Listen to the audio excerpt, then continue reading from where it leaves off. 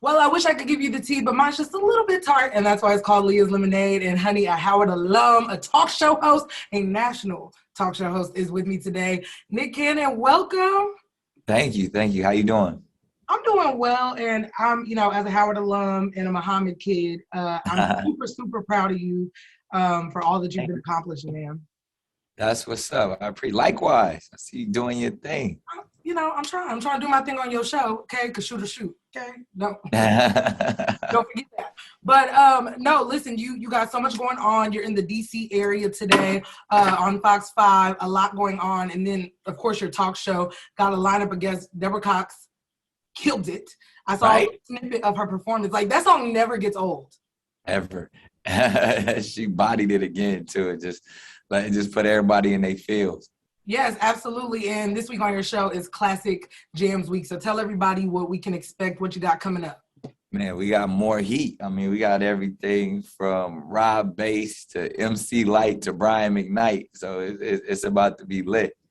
Yeah, absolutely. And one thing I love about your show particularly is that we're starting to see all the people who kind of came up with you in this process to who Nick Cannon is now returning to your show. We're seeing the Just Hilariouses, Justina Valentine's. Why is it important to you to make sure that when you got this platform, you pulled the people who were back with you up to the spotlight too? I think that's what it's all about. I mean, really, I'm at a point in my career where I just want to give other people opportunities and expand my platform so others could shine. So really, even when it's new people that I meet or human experiences and human interest stories that we've tapped into, it's really just given the opportunity to say, look, I'm not in this alone. We're all a community. Right, absolutely. And, obviously, again, shameless plug, you're a Howard alum. So talk to me about, because I personally watched, and I know this as a Howard student, kind of the evolution of going to an HBCU and kind of how it just reawakes you, right, about all your consciousness and Blackness. So talk to me about what at Howard kind of took you to where you are now. Like, what are those things? I think it's kind of evident if people have really paid attention to your brand, but what do you think are some of those key instruments that you took from Howard that you place, in your products, in your shows, in different things like that? I think it's just what we just were speaking about, community. I mean, and understanding the importance of, none of us is great as all of us. And really that bison pride, that truth and service, that's just real when you can speak the truth and you can be a service to your community. Yeah, absolutely. Now, I want to know because, you come from a very special era of Child Star, right? Like a lot of your cohorts are equally as successful, especially Black cohorts. When I think of like Keenan and Kel and you, how you guys have been able to like infiltrate and continue to stay in the media. What do you think the key to that is? Do you think that's upbringing? Do you think that's family? Because y'all have been mad successful and, especially as Black men, it's amazing to watch that journey. I think really it's a blessing. I mean, I think having faith in the Most High and really being, like you said, probably being brought up the right way. I mean, if you want to talk about those individuals or people that I've, kind of came up around, there was an importance of family and infrastructure that didn't allow, nobody to get into a space where it was unhealthy. So I think really just the importance of family, camaraderie, and locking in with each other. Yeah. Okay. Now, speaking of family, we obviously have to talk about the fact that, everybody in your family and your children comes up, and you've actually talked about it on the show. You've been counting the days of celibacy. I'm making it to the new year. Nick, how are we doing? Are you hanging in there? We doing good right now. We doing real good. Okay. Are we gonna actually holidays? So you never know what's gonna happen though. Yeah, because when you go over to baby mama house, for Thanksgiving, toughest season is gifts, is food, is presents. Yeah, giving out some turkey legs, Nick. Watch yourself, Mr. Cannon. Okay. That's funny. That's the irony of your name being Mr. Cannon. I mean, hey, like it say it's destiny. Sometimes, you can't fight destiny. Do you think that this is the longest that you've withheld from sex, honestly? No. I mean, like I said, I come from a church background. Fornicating is a thing where that's not of the Lord. So Okay. I've gone through my stints of Okay. celibacy throughout the years. So, it's not, the thing about celibacy, it always ends. That's a crazy thing. Lord. Okay. Well, we gonna see. I'm watching the countdown. I believe in you, Nick. If people don't believe in you, I believe in you. I appreciate it. I was just like, we There's can have a no, lemonade countdown. I should get like, yeah. And I believe in you. But I just say this: make sure you go in for the food and leave with the food baby. Just the food. exactly. I'm gonna try indeed. Mm-hmm, mm-hmm. I'm putting my best effort. That's what it is. We got to keep the faith. Yeah. We can be accountability partners. Anytime you feel tempted, just DM me, and I'm gonna send you a Bible verse, and that'll really change the mood for you. Okay. It is. That's all I need. The word to change it. Okay. Turn it around. So another thing on your show that I really love, I think this was kind of the essence of the transition of you getting a talk show, is when you filled in for Wendy, and you did a great job. I really loved when you filled in. That to me kind of stapled you as a talk show host. I could kind of see it at that point. But one of the things that I loved about it was, you've been in the industry, you know everybody, but you were not afraid to talk about your peers. And so you have What's Popping on your show now. And I need to know, Nick, what's popping with the Dani, Leigh, and the baby situation? What's going on?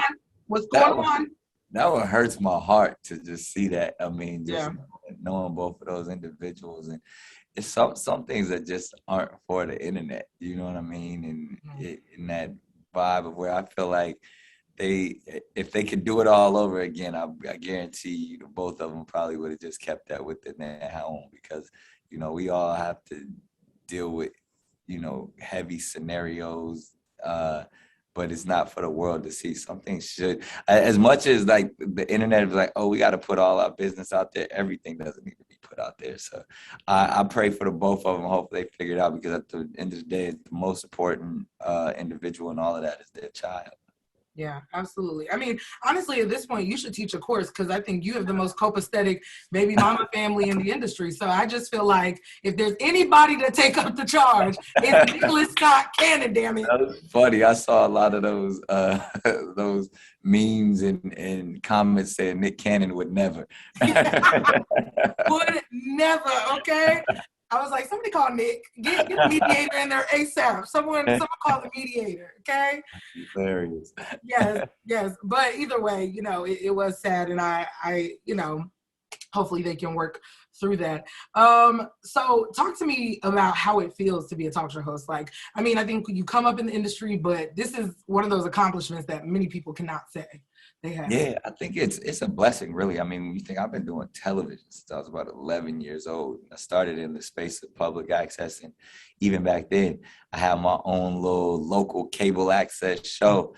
And so this is the holy grail. This is the space that, for, decades I've been trying to get to.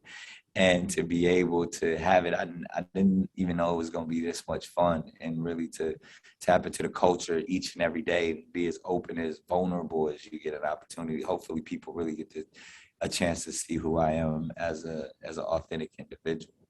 Yeah, absolutely. And I'm excited for people to see that too, because to me, you and Ray J have a very, y'all have an interesting duality. Y'all dated some of the same people, but it's not even that. Not compared to Ray J. No, let me tell you why. Because y'all integrate into hip hop, and even with Kalani recently telling the story about what you did about her, y'all have these random ass stories about the industry. We have Ray J on the show too coming up, and I mean, it's funny that you mentioned that, because he was actually somebody, him and Brandy are both people that, I looked up to and wanted to, I remember coming in the 90s, they just had everything on smash and had so much talent, and really just was like doing it the right way, and had a solid infrastructure, and just really, like you said, just we are woven into the zeitgeist of all that was going on in our culture, and still to this day it's just so prevalent. So I hear what you're saying. Do you see it though? Like I think of you and Ray, like I think when you get to that Will Smith part of your life where you start telling people, your real story, I think people will be astonished to know all the things that you do. I don't know if I want to get there though. Like that. Well, first of all, him and Jada got us stressed. Like every day it's a new story. Something different. It's a lot.